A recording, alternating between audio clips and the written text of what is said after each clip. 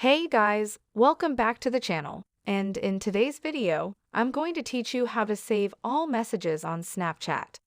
Without further ado, let's get started before we open the Snapchat app. Please make sure that it is up to date. If not, go to your App Store or to your Play Store if you have an Android and update your Snapchat app. And from the camera page, swipe to the right to open the Chats page right here. If you want to save all messages on Snapchat with your friend, just click on that conversation and just simply press and hold a certain message from your Snapchat conversation. Just press and hold and these options will pop up.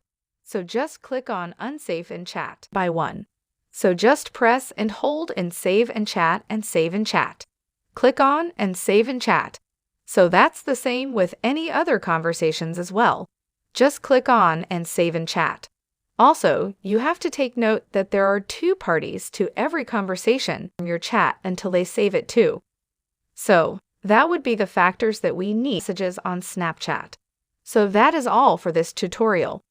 Do let us know if this video helped you out, and if you have any questions, feel free to comment them down below.